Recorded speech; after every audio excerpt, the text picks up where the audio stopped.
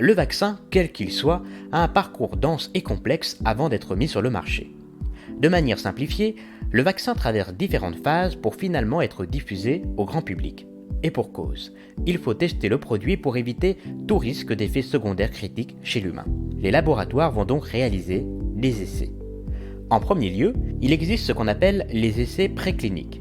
Les vaccins sont testés non pas sur l'homme, mais sur l'animal.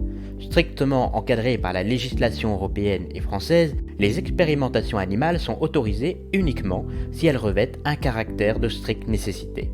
Les établissements qui utilisent des animaux à des fins scientifiques doivent obtenir des agréments d'une durée de 6 ans, renouvelables.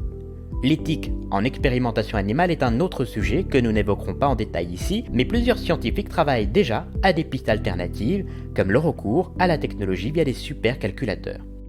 Une fois la phase d'essai préclinique réalisée, ce sont véritablement les essais dits cliniques qui commencent, répartis en 3 phases.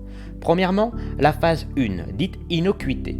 D'une durée de 1 à 2 ans, on cherche ici à vérifier la nocivité du produit, la tolérance du patient face à celui-ci. Deuxièmement, la phase 2 est répartie en 2 sous-parties.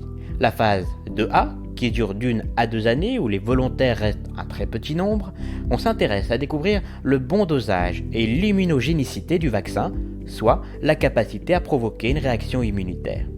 La phase 2B, de 2 à 5 ans, se focalise sur un nombre un peu plus important de volontaires.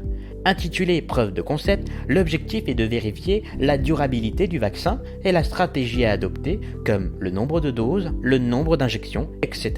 Si toutes ces phases sont validées, arrive la grande et ultime étape, la phase 3, dite de pré-commercialisation. Le nombre de volontaires est beaucoup plus important, pouvant aller à des milliers de personnes. C'est au bout de cette phase que le laboratoire peut solliciter une autorisation de mise sur le marché. En France, c'est l'Agence nationale de sécurité du médicament et des produits de santé qui donne le feu vert ou non d'un médicament et donc d'un vaccin.